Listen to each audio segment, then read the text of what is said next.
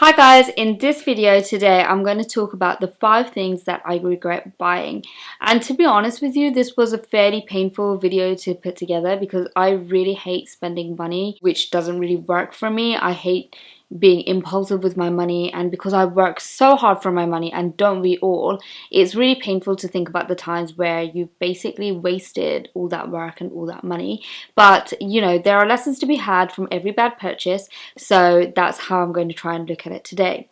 So the first purchase that I regret are a pair of really high-heeled boots from Russell and Bromley, and my second purchase that I regret is also from Russell and Bromley, and I'm going to talk about that in a little while. But it's really put me off the store. So these high-heeled boots are just that little bit too uncomfortable for me to wear.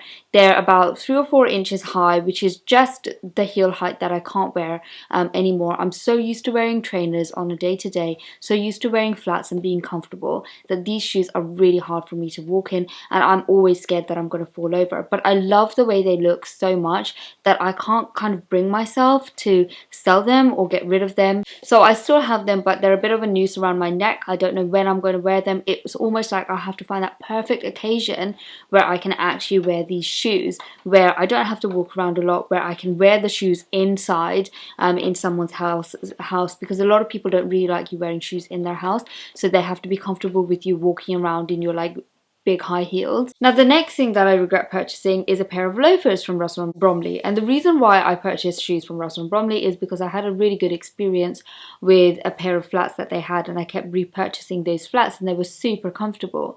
But these loafers gave me blisters, and they were so bad that if I wanted to wear these loafers, I needed to wear a separate pair of shoes and take them in my bag and then put them on. And it's stupid, I bought them for comfort and they were definitely not comfortable. I was one of those people who never refunded things. I just thought, oh, I could make them work. Surely if I keep wearing them, it would just get soften and it would be comfortable. Well, they never softened, they never got comfortable. I should have just cut my losses and went and refunded the items. And I think in these places, the salespeople are also quite pushy and they hover around you, so I kind of felt pressurized into making a decision and buying the item anyway. I was also kind of thinking of myself like, oh, what would my fantasy self do wearing these shoes? They were very kind of the look was understated elegance, and I thought, oh yeah, I could really pull these off, blah blah blah. I'd kind of convinced myself that they were the right purchase, and they certainly were not. So I really regret buying those pairs of shoes, and I now no longer purchase from Russell and Bromley because I'm just not confident in the products that they sell. Yes, I was lucky to have a pair of flats that worked really well for me, but then I've been unlucky 2 times and it's cost me a bloody bundle because Russell and Bromley is expensive. The third item that I regret buying is a leather jacket from All Saints. I get a lot of compliments when I wear this jacket, and over time I've learned to make my peace with this jacket, and I forced myself to wear this jacket enough that now I kind of like this jacket. The jacket cost £300, and that's essentially why I don't like it. It's just far too expensive. That's not the kind of money that I want to be spending on clothes, and that's really not me. And I don't want to blame the salesperson, but this salesperson was uniquely pushy, and I was uniquely not like standing up for myself and saying no. It was just a ridiculous situation. I feel so annoyed with myself and so angry with myself. I like the jacket now, and I'm grateful to have the jacket, and I will never ever repurchase another leather jacket. I just can't see myself doing it because this is one of those investment pieces that's going to last me a lifetime. But I think the circumstances around it, the fact that I didn't return it when I should have, I've really gotten over this not returning stuff now. I really do return things, especially my low buy no buy has made me return things, and I have returned things a lot more, and the more you do it, the more kind of it becomes a bit more of a habit. The main reason why I didn't do it was just sheer laziness. I have no other excuse. It was just laziness. So the fourth item that I purchased that I regretted is a coat that I bought for my wedding. It's a coat from Ted Baker, and the marketing campaign was absolutely genius. There was this really dark-skinned lady wearing the coat, and a white coat, and she made that coat pop. And I'm going to try and find a picture for you that I can show you. And that coat was absolutely gorgeous, and I thought, you know what, that is going to look so good for my wedding. But unfortunately, and this was so annoying, they actually didn't sell it in the white. The one that they were advertising, they didn't sell it in the white. In order to get the white coat, you needed to enter this competition, which is so dumb, like as if people have so much time. But because I was slightly bridezilla before I got married, I was like bridezilla a week before, and I was just spending like a lot of money. I was on Amazon purchasing this, purchasing that, all these just in cases, like just in case decorations, I need this, I need that, and it was just kind of like I was really going through the money at that point. So in my head, I needed that Ted Baker coat. It was going to be the perfect complement to my outfit. But lo and behold, I didn't even wear it on my wedding day because the adrenaline was pumping and I was so hot that I actually didn't need a coat. Oh, I didn't get the white one, by the way. I told you that the white one wasn't available to purchase, so I got this really light pink one. It's a beautiful coat, but then when I came back to London after my honeymoon in Scotland and my wedding in Scotland, I saw that every other woman on the street had this coat. It was a really, really popular coat. And I don't mind wearing the same garment as somebody else. It was just so many women had this coat. There was like every 5 or 6 women on the street had this coat. I've put it away. It's again one of those purchases that are too expensive for me to sell because I know that I'm going to lose money on it. So I just basically want to get my use out of it for the next few years.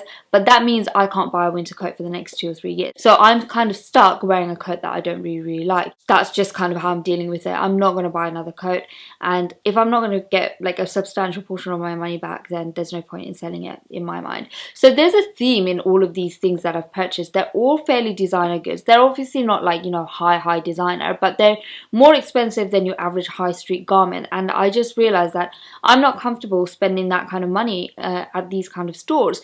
Maybe later on in life, maybe if I have more, I don't know, I'd have to be earning like some serious money in order to be comfortable spending £200 on a dress or like £300 on a coat.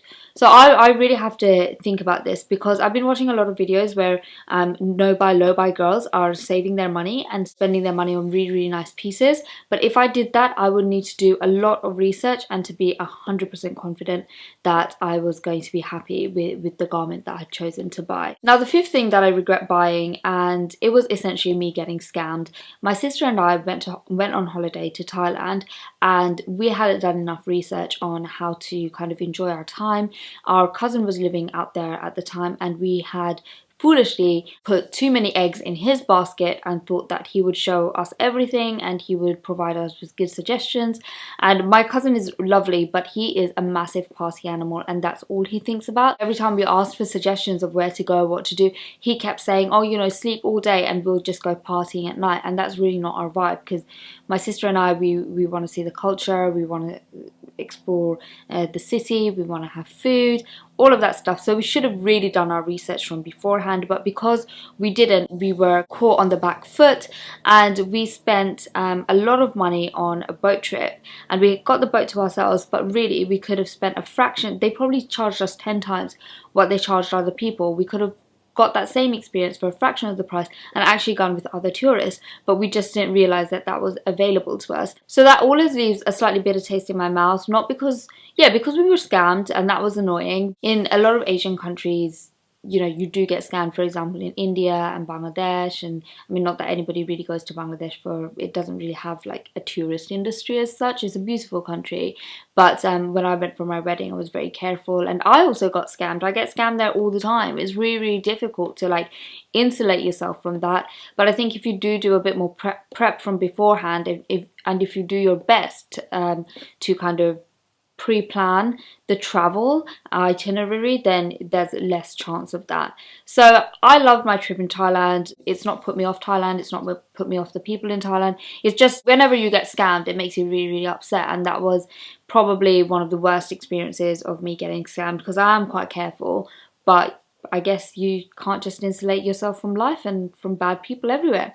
So those are the 5 things that I regret buying, and I'm glad to note that there aren't so many, and these are some of the more expensive items in my wardrobe. These are probably the most expensive items in my wardrobe, other than the boat trip. Obviously that's not a garment. Those are the things that really stick out in my mind as like, oh, I wish I hadn't purchased these things. But you know, there's lessons to be learned. Basically, don't buy designer gear. For me anyway, don't buy designer gear, and make sure you prepare before you go traveling. So guys, as always, I hope you enjoyed this video. I hope you found it entertaining and you learned some stuff as well. As always, make sure to like this video and subscribe to my channel, and I will see you next time. Bye!